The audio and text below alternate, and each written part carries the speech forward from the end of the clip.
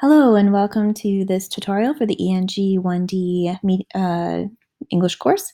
Today we're going to be looking at media techniques and conventions for video. And so as per the course, you were supposed to have watched The Lunch Date. And within The Lunch Date, you were then supposed to fill out this graphic organizer. So what we're going to do is we're going to just talk about these ideas present here. And the first thing I want to tell you is that these are not chronological order. These are just the ideas that you should be looking for when you're analyzing. Please work and answer them in whatever way makes the most sense to you. So let's get started. What I have done here is I've pulled up the first opening scene from the film. And within this scene is a long angle shot. So you see basically everything. So this gives us our setting, which if you haven't really been to a city, this might be something that is difficult to figure out. For me, it looks like Union Station in Toronto. So I'm going to make an inference that it's some kind of transportation area, potentially a train station. I also noticed that it's in black and white, which is often done strategically for emphasis of something. So I'm thinking about that coming up, something is going to be important as to why the film is shot in black and white. And there's jazz music playing. So that gives me an indication of potentially what the time period is for this film. Jazz was really popular in the 50s, and so perhaps that's something that we can be looking for. In this next scene, we are introduced to our main character. And so what I wanted you to draw your attention to, the first thing is, to me, is the light. Yes, we see her, but to me, what's really interesting is this natural light that's coming in from this skylight. It frames her, so it sets her apart from every other person in the shot, but it also, in some ways, even gives her a little halo. This can be inferred in a really interesting way. I think coming up we'll see that she's not so angelic at all, but I think it's really interesting how they framed her that way. This is our first introduction to her, and so you can look at the fact that she is wearing fur, so that gives you, and carrying these bags, so that would, to me, suggest that she's got a decent amount of money, and that she's been out enjoying that money. And so from here, you can then start your character analysis. So far we have the character, one of the characters, and we have the setting.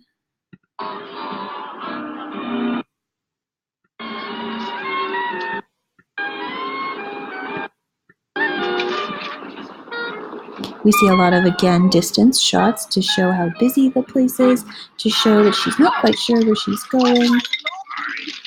No, don't. Please don't touch it. I'll take care of those. Then, no, don't. No. You're making me miss my train. So we see here that she's angry and agitated. I would infer that it's not at him, partially at him, but at the same time, it's also related to, she's frustrated with herself because she doesn't know where she's going. She's afraid she's going to miss her train, and she's blaming somebody else. So we can infer that about her character, that she tends to blame other people and that she doesn't really take responsibility for her mistakes. Also, too, it's a little blurry here where I paused it, but something to pay attention to is that now we are into tighter camera angles, and we're seeing how they're using that to showcase various elements as well.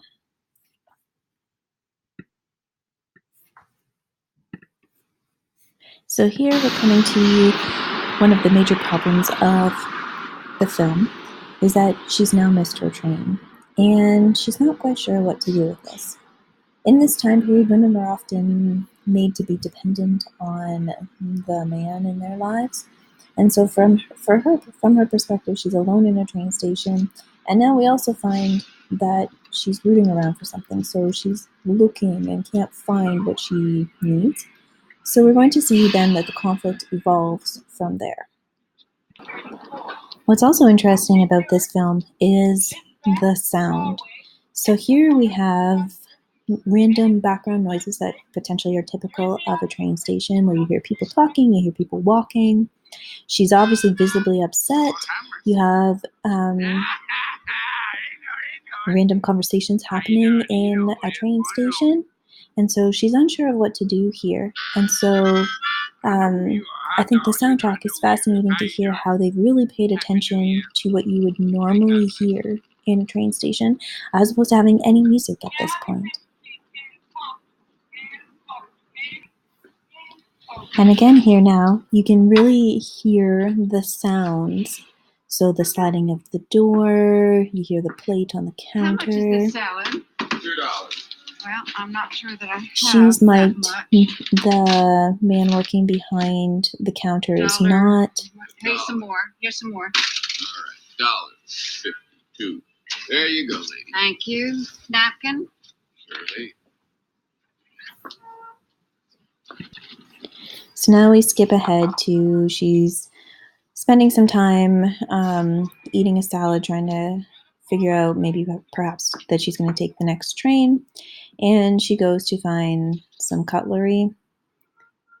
Even still, the fact that she feels she needs to wipe off the fork is fascinating, giving us some window into her character as well.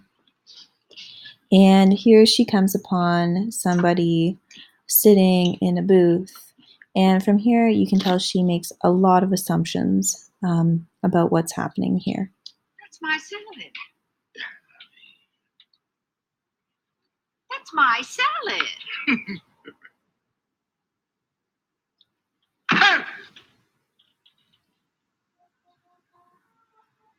The fact that there's very little dialogue here is fascinating. And how the camera angles here. So you see they're going back and forth between the one character, the other character. Some are tighter than the others. Now they're focusing on the salad. So you can really draw some conclusions about what they're really trying to get at here is that they're trying to convey a lot of emotion through how expressive her face is to how the other character deals with the situation and how he's okay with her just eating his salad. And what's interesting here is it implies to us that he is, in fact, eating her salad. So she's trying to take back that power struggle that's happening now. And so we back and forth. This part here is funny because you get the really loud crunching sounds of the salad.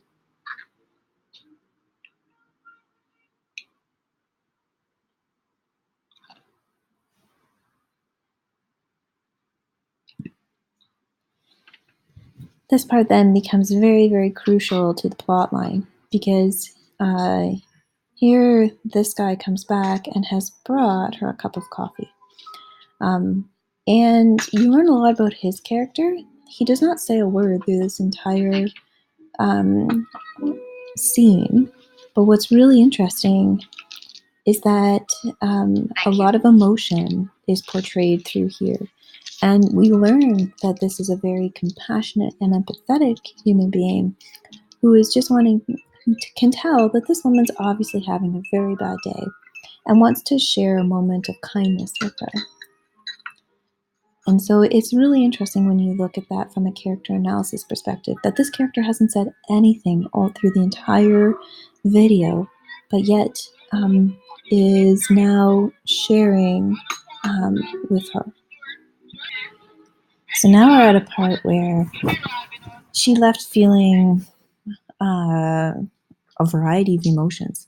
And now she's coming back to figure out, or to realize that she's left her bags here. And she's angry and angry, but there's some very much situational irony here as the audience, as we know she thinks he stole her bags. But we know that what's really happening is that she made a giant mistake. And here now we see a lot of realization on her part about what's happening. So from here we've got some thematic analysis. I'm thinking about she made a lot of assumptions and a lot of inappropriate assumptions. And now she's understanding and in some ways actually reinvigorated by the fact that she's learned a lot about humanity there. And so we now have her different outlook on life and thinking about what she probably did that in her life in the past now that maybe she should reevaluate and think about how she could be a kinder, more compassionate human being.